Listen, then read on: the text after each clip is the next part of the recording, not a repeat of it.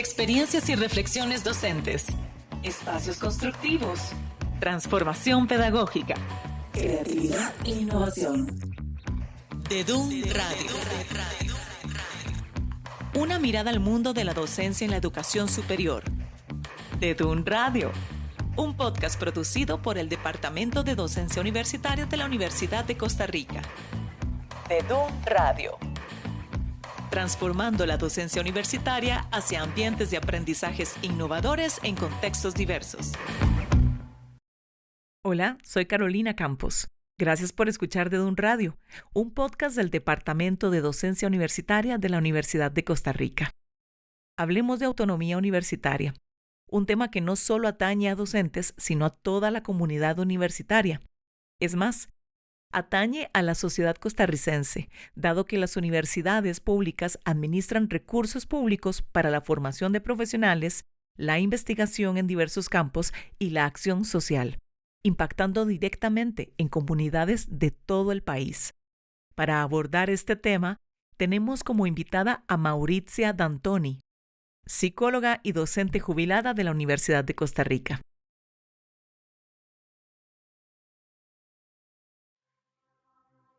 Autonomía universitaria quiere decir de manera sencilla y resumida es que las universidades deben de poder decidir acerca de lo que enseñan y cómo lo enseñan, a partir de una claridad sobre el por qué lo enseñan. Hoy en día hay como presiones muy grandes de llevar la formación de las personas hacia las famosas materias STEM, hacia la ingeniería, hacia lo técnico, lo pragmático, y eso es como una visión del mundo que se impone a la universidad. En cambio, la universidad escogería para sí misma un rol distinto, el de visualizar una sociedad posible y a partir de ahí decidir sobre su labor de formación. Estamos hablando obviamente de las universidades públicas. Y es que hablamos que es importante claramente para las universidades porque pueden tomar decisiones en cuanto a los recursos, en cuanto al personal, en cuanto al qué y cómo enseñar, pero también es importante para la sociedad. ¿Por qué es importante para la sociedad en general? Porque si no hubiera autonomía universitaria, serían como dos grandes potentados, el Estado, el presidente de la República, la Asamblea y la universidad pública convergiendo hacia la misma intención, digamos. En cambio, si la universidad es autónoma, puede proponer, puede criticar, puede aportar en sentido distinto y crear, en algunos casos, crear como debate también. Como decía usted, la universidad pública siempre ha tenido un ojo hacia la investigación, por ejemplo, y hacia la acción social. Esto no es como completamente distinto a la idea de formar personas en sentido técnico para llenar puestos en una supuesta plataforma industrial o burocrática, sino que formar a los y las estudiantes del lado de las comunidades o dentro de las comunidades, desde adentro de las comunidades. Entonces, entendiendo su voz, sus necesidades, las cosas que suceden, cuáles son las contradicciones. Esa es como una formación distinta, ¿no? Desde la acción social, por ejemplo, que recuerda una Costa Rica que existió, pero que ya no existe y que es bien distinta, por ejemplo, de lo que los grandes bancos internacionales quieren para los países y para Costa Rica. Me gustaría señalar un aspecto importante de lo que usted está diciendo porque para muchas personas claramente externas a las universidades y a la formación de profesionales, tal vez se piensa que la universidad está dando un beneficio o un servicio, por decirlo así, a cada persona que se forma como profesional, pero lo que hay que recordar, se les está formando para que cada una y uno de esos profesionales genere un impacto en la sociedad, genere un impacto en las comunidades. Entonces, en realidad, en la Universidad de Costa Rica, en este caso, se enseña pensando en la sociedad, se enseña pensando no en dónde colocar a esta persona, cuánto va a aportar a la industria o demás. Bueno, se debería estar enseñando, tal vez es la frase, pensando en cada una y cada uno de los ciudadanos que conforman esta sociedad, ¿verdad? ¿Qué visión de mundo tienen estos profesionales? ¿Qué sensibilidad? ¿Qué humanismo? ¿Cómo van a utilizar el conocimiento que han obtenido en beneficio de la sociedad? Me recuerda como a la disyuntiva sobre la cual se ha hablado si la educación superior debe ser un bien público o un servicio. Si es un servicio, solamente, no sé, enseñarle a la persona a estripar el botón, ¿no? Ujú, La cuestión más técnica, más formal, más de pasos a seguir, sin pensar atrás todo lo que conlleva estripar ese botón. La universidad, que quiera o no quiera, tiene una función ideológica. Es distinto formarse y ser hombres y mujeres, talento humano que se forma para el bien público, viéndose en colectivo, viéndose como un país y en colectivo, y no como hay pequeña herramienta dentro de la gran máquina, ¿no? La idea, como decía usted, que la educación superior vaya hacia la transformación de la realidad y la emancipación de las personas. ujú, Una transformación que empodere a las personas. Las personas que se forman en la universidad deberían ser intelectuales también, ¿no? claro. Que piensan, que reflexionen sobre su mismo accionar, sobre los procesos de transformaciones que echan a andar. Hay un designio sobre a dónde la sociedad tiene que encaminarse y entonces la persona formada en la universidad pública, no tiene que ser un monigote que se acopla a designios muchas veces dictados fuera del país, sino que una persona de verdad dedicada a la transformación y Mm, no diré desarrollo porque es una palabra también que ha sido captada por otras fuerzas, pero que a la transformación. Y esto de lo que hablamos está en disputa. Es exactamente un punto tampoco puedo decir de debate, un punto que fuerzas externas a la universidad están tratando de imponer. Y están tratando de imponer de distintas maneras, están tratando de imponer con la ideología. Sabemos, ¿no? Que la opinión pública se ha sido manipulada con el tema de los salarios en la universidad, de las pensiones. Se manipula también a través del FES, Ujú, fondos dedicados a la universidad por Constitución de la República deberían ser como una obligación del Estado hacia la universidad, que se negocia cada 5 años, ahora se negocia cada año y siempre es un dolor obtener lo que está pautado anteriormente, ¿no? Por la misma Magna Carta del país. Y también hay procesos que muestran cómo la disyuntiva bien público servicio está ahí como siendo se jala muy bien de los dos lados, ¿no? En un contexto de mundialización del capital y un contexto donde las universidades privadas se multiplican, se posicionan. Entre todas las mercancías, la formación es otra mercancía. El mercado y en el mercado las universidades privadas toca puntos sensibles, ¿no?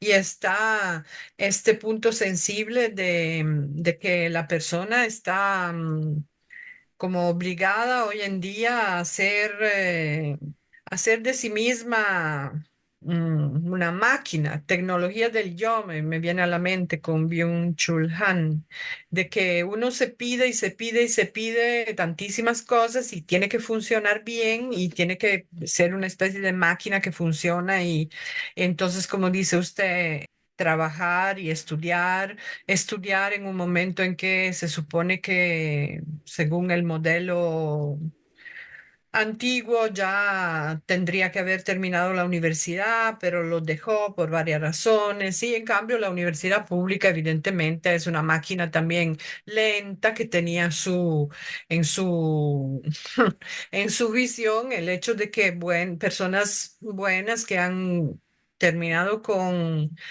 éxito, no me gusta esa palabra, que han terminado enriqueciéndose la secundaria, entran a la universidad y ahí tienen una beca. Y en este modelo, evidentemente, así como por ejemplo en el modelo de la salud privatizada se ataca a la salud pública, menos hospitales, no se construyen hospitales, no se le da dinero al Estado, del Estado a la salud pública para favorecer la universidad privada. Aquí tampoco se le da dinero y recursos a la universidad pública para favorecer la universidad privada, que evidentemente sí ha individuado un modelo de persona que no es el chico, la chica que sale bien del colegio y recibe la beca, sino que es una persona que de repente saltó al mundo del trabajo, ahora se da cuenta que para mejorar su situación tiene que estudiar, entonces estudia y trabaja. En cambio, la universidad pública tenía como pensado que la persona con méritos pudiera estudiar con beca. Y ahora, inclusive con la escasez de recursos que se dan a la universidad, las becas se reducen, las horas estudiantes, las horas asistentes se reducen.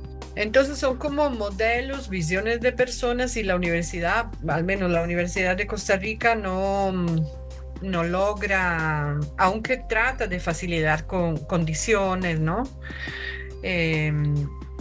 No logra ver esta nueva población, abrir cursos durante la noche. Es más, la Universidad de Costa Rica requiere más esfuerzo, más tiempo de las universidades públicas y efectivamente este grupo de personas es un poco menos claramente visualizado por la universidad, porque el gran modelo era este otro, ¿no? De la persona que salía del colegio, vivía en familia y era la beca la que le permitía estudiar si lograba seguir el paso. No quiere decir que la universidad pública no tenga grandes retos, ¿no? Yo conozco, por ejemplo, en la Universidad Nacional, pero en la Universidad de Costa Rica también, tanta burocracia y tantos peros y tantas, inclusive malignidad personal que hacen que los tiempos para presentar una tesis se alarguen por años. Y esa no era la idea, ¿no? Tal vez tendríamos que hablar también de las personas, aparte de los máximos sistemas. La universidad pública tiene retos, sí, internos, tantísimos.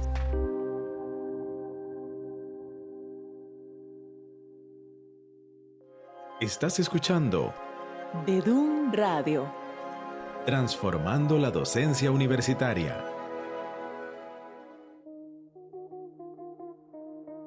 Visite nuestro sitio web docenciauniversitaria.ucr.ac.cr, donde encontrará materiales y recursos didácticos como publicaciones digitales y cápsulas pedagógicas, además de información sobre nuestros programas de licenciatura y maestría en docencia universitaria. Mauricia, me gustaría que pasáramos brevemente hacia el proceso de la autonomía universitaria en Latinoamérica. Entonces, tal vez si se refiere usted, por favor, a estos inicios de la lucha por defender la autonomía, bueno, por definir la autonomía universitaria y por defenderla. Me viene en mente inmediatamente el tema de la reforma universitaria de Córdoba, en Argentina. En 1918, de hecho, en el 2018, la Universidad de Costa Rica recordó este hito para la universidad porque fue un movimiento que no nació como habían nacido otros cambios de la universidad, de intelectuales o del debate en el gobierno, en los gobiernos, sino que nació de las personas universitarias, del movimiento universitario. Ahí el movimiento universitario demandó la independencia de la universidad, del Estado, del gobierno del momento, lo que se llamó desde ese momento autonomía universitaria.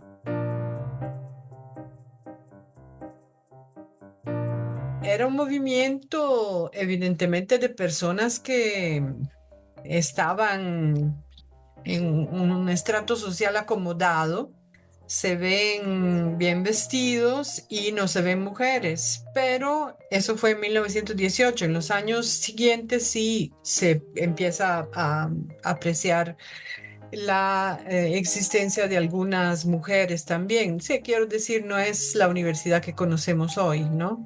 Pero fue el momento en que las universidades públicas quisieron, a partir del movimiento estudiantil, quisieron afirmar que respondían a la sociedad en su totalidad, pero no al gobierno que estaba en ese momento en el poder, ¿no? Trató de plantear que no se favorecieran algunos grupos políticos específicos con el trabajo de la universidad, sino que fuera un bien público, ¿no? Como hemos dicho, no a sectores, sino que a la sociedad en general. Y que para hacer eso la universidad tuviera su propio gobierno, sus propias autoridades, con una independencia, ¿no? Autonomía. Fue un momento en que se empezó a hablar de libertad de cátedra, de la libertad de pensamiento, que eran como ya temáticas que habían surgido en la universidad, no surgen ahora, pero sí se entienden en esta demanda global para la universidad.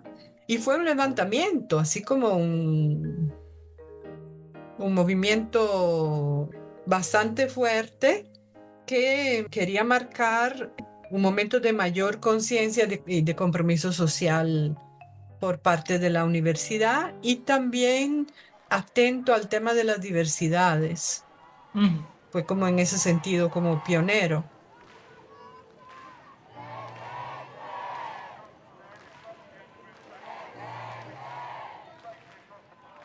En 1968, en los famosos levantamientos y barricadas en París y después en el resto del mundo de los universitarios y universitarias, se recordó este primer levantamiento estudiantil.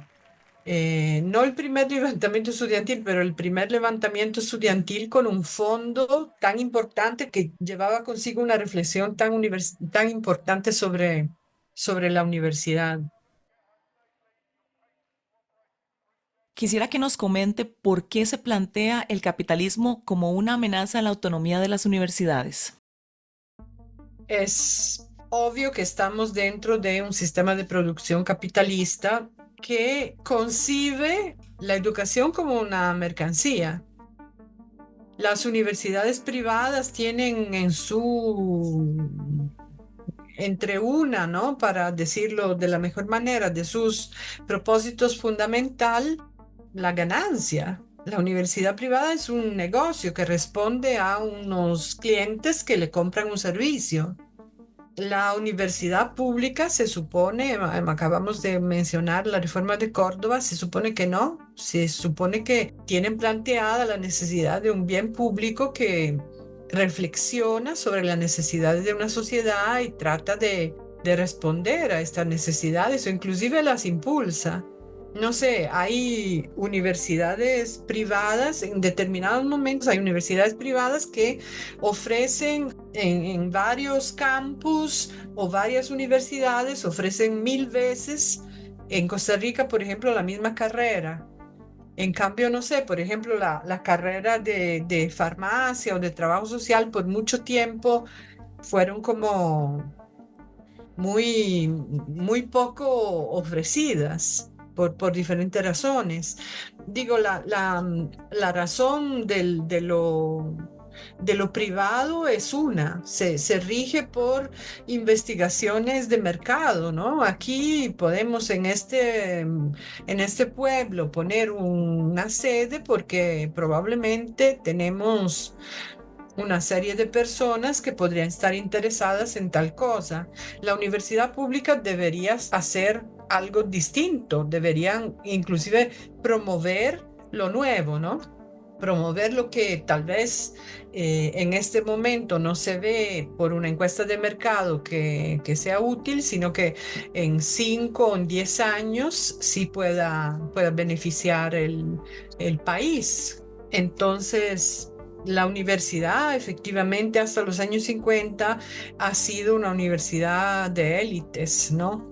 Era cara, etcétera. Y como usted señalaba, se hizo un modelo de persona que necesita estudios superiores y no ha tenido la flexibilidad de cambiar mucho ese punto de vista.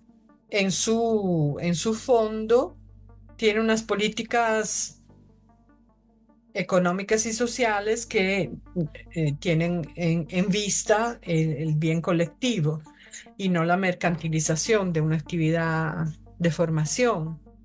Se han transformado las universidades públicas gracias a Córdoba, como hablábamos antes. Se supone que inclusive la Universidad de Costa Rica, recuerdo que hay 2 representantes en el Consejo Universitarios del Estudiantado, ¿no? Eso es como tal vez para mostrar hacia dónde quisiera ir la universidad pública. Y como hablamos antes, le dedica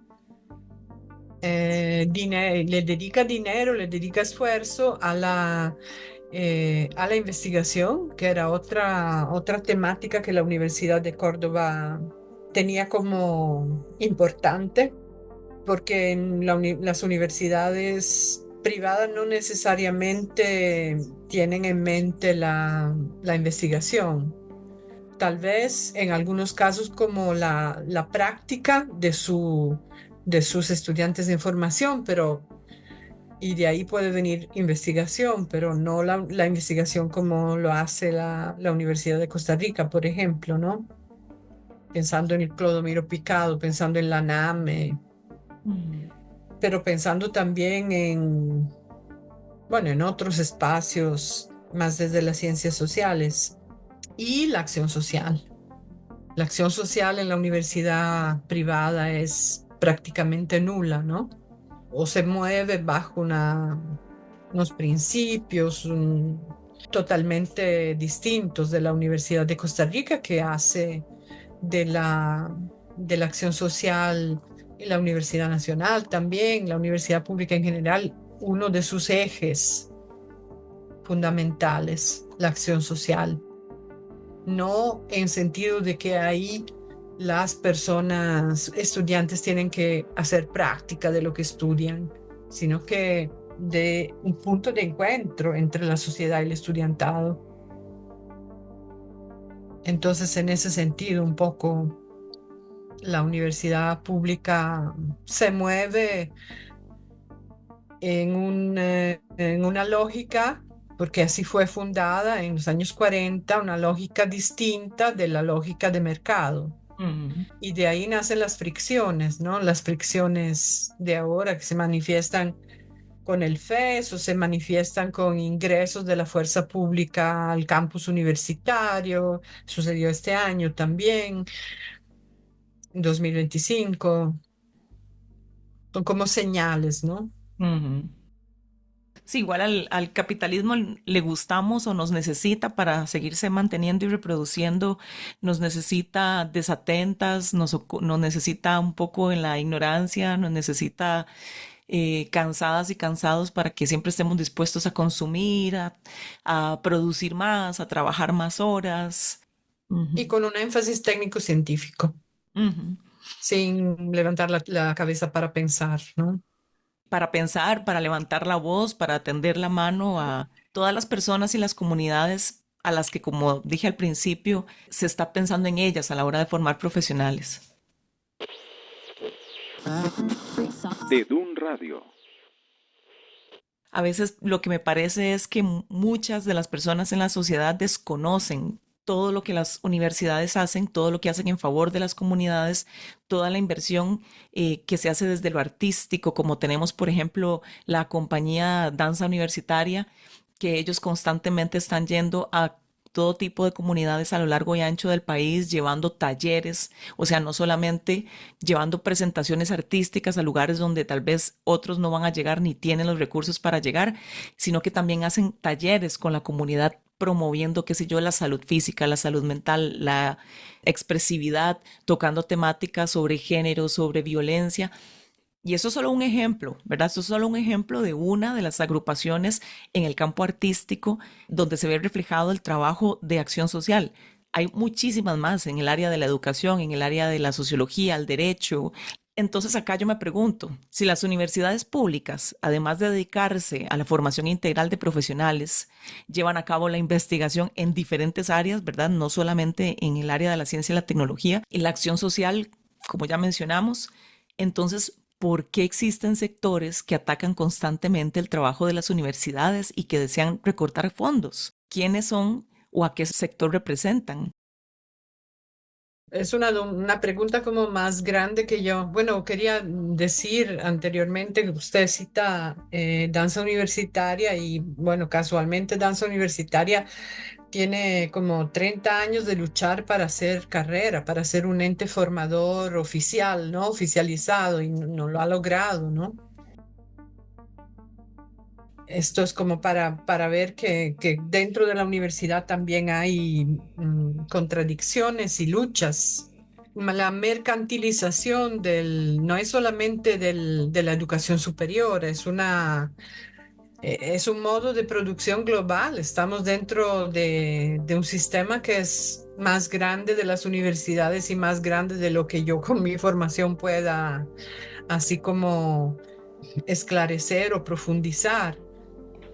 Pero la tensión entre el sector público y el sector privado, bueno, en la región de la cual estamos hablando, muestra que hay un gran mercado, ¿no? Como antes estaba haciendo el paralelismo con el sector salud. La crisis en la caja que el Estado ya no financia es una crisis porque ahí están clínicas y hospitales listos a recoger lo que, lo que no puede atender porque no tiene los recursos y no tiene los espacios en varios sentidos, aparte de los recursos. El sector público, la universidad es igual, ¿no? Existen estas fricciones entre el Estado y la universidad porque existen universidades privadas que necesitan captar los clientes, ¿no? O las personas que tienen una demanda de educación superior.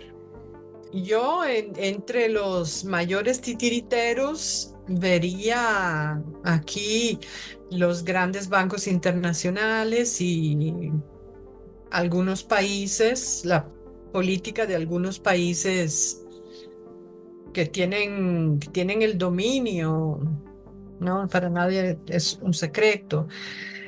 Pero estos grandes titiriteros que imponen un modo de producción, imponen la existencia de entidades privadas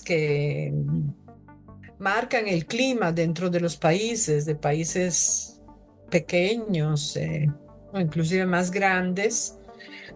Estos grupos de poder influencian, manipulan, como querramos decir,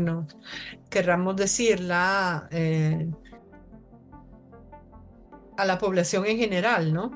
Porque, no sé, si usted ve las encuestas, hay inclusive la última encuesta del CIEM de hace poco tiempo, siempre en el 2025, siempre ve la Universidad de Costa Rica como una institución en la cual la población cree, en la cual confía.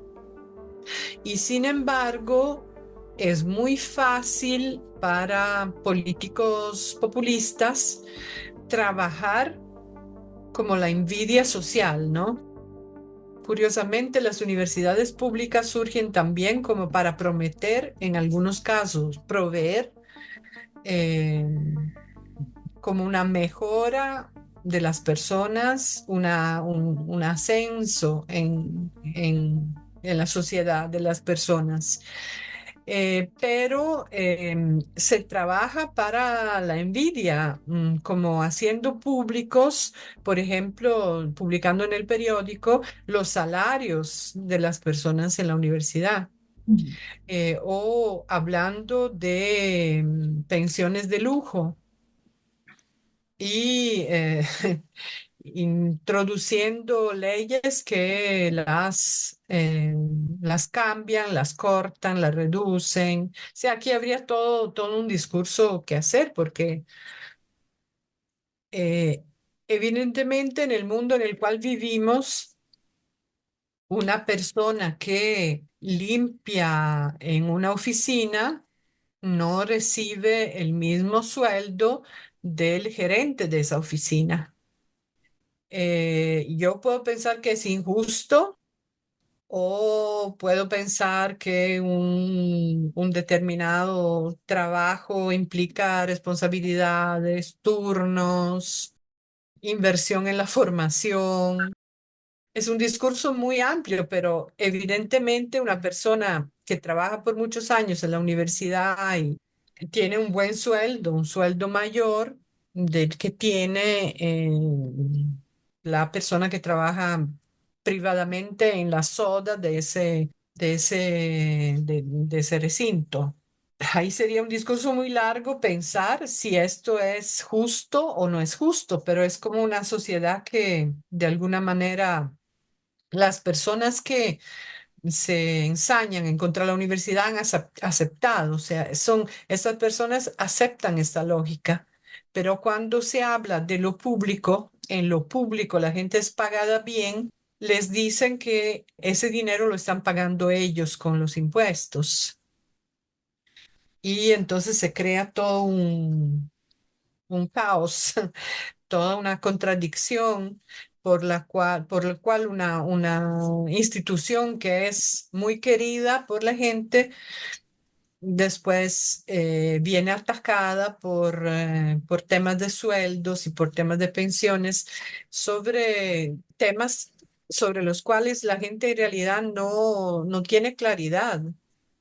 Como una anécdota, hace 20 años probablemente se publicó en el periódico la pensión de una persona que conozco con nombre y apellido, y esta persona en ese momento tenía a su cargo dos hijos y estaba sola con dos hijos y digamos que se supiera en el periódico la suma, que en ese momento era una suma respetable que ganaba de pensión, la ponía también en riesgo, ¿no? En riesgo de ataques por parte del Hampa o de secuestros de sus hijos. Ahora, 20 años después, esta persona, siempre sola, ha visto reducirse la que entonces era una pensión respetable a un monto de verdad donde necesita ayuda para seguir adelante. Y eso ha sido por por la inflación, etcétera, pero también por las leyes que han reducido las pensiones del sector público. Son temas que no se conocen, solamente se responde, la masa, la gente responde a unos ataques y unas manipulaciones que se basan sobre la envidia social. Bueno, este es más o menos el panorama que tenemos. Mauricia, para ir cerrando esta reflexión que nos hace usted con respecto a la autonomía universitaria, me gustaría preguntarle cómo se defiende la autonomía universitaria. Se defiende conociendo, se defiende, yo creo que la palabra clave es participando, pero así como las personas han sido amansadas con respecto al tema de los sueldos y las pensiones en las universidades públicas han sido amansadas en general alrededor de temas de la participación. Y participar en colectivo es como la clave. Vea la reforma de Córdoba. Exacto. Saber cómo están las cosas y participar. Vea qué tristeza, por ejemplo, el número de estudiantes que van a votar para el partido, sí, de la federación, y las personas que después serán parte del nada menos que del Consejo Universitario, 12 personas representantes estudiantiles. Es muy pocos estudiantes, muy pocas estudiantes van a votar. Es cierto que las contradicciones existen, ¿no?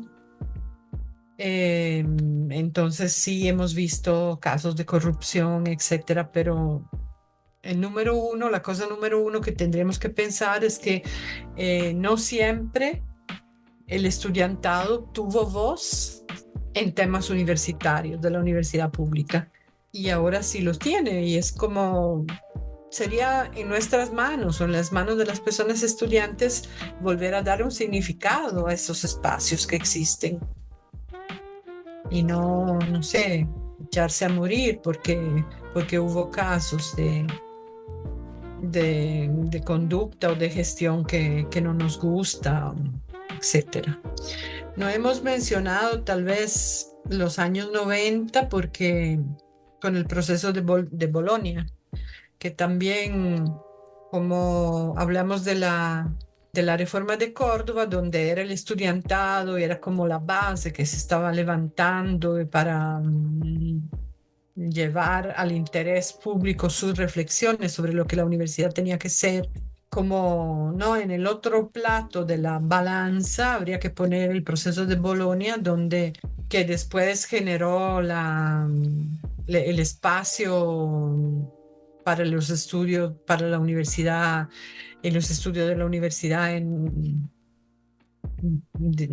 América Latina, con el tema de los parámetros, de la metodología, la definición de las competencias. Ahí nació, ¿no? En los años 90, en el proceso de Bolonia, que fue un proceso desde los gobernantes y no desde el estudiantado, ¿no? Que un poco nos muestra como lo que la reforma de Córdoba planteó. Más recientemente fue más bien como desbaratado, con un ojo a la educación pragmática basada en competencias, habilidades, en la formación profesional técnico-científica.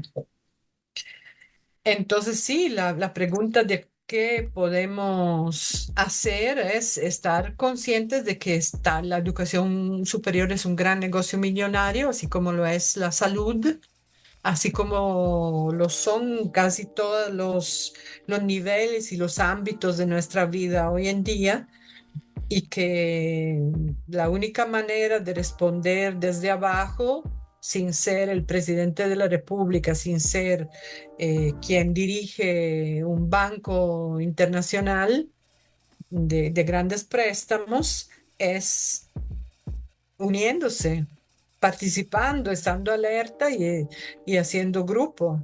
No hay otra manera más sencilla. Bueno, Mauricia D'Antoni, educadora retirada de la Universidad de Costa Rica, que siempre nos aporta una gran reflexión a este podcast, a Dedun Radio. Ella fue parte del Dedun, entonces pues sigue haciendo educación con la universidad. Así es que muchísimas gracias por estas reflexiones y por su tiempo, Mauricia. Con mucho gusto, una vez del Dedun, siempre del Dedun, con mucho orgullo y muy contenta que el Dedun siga teniendo a mente estos temas como la autonomía universitaria, que son tan fundamentales.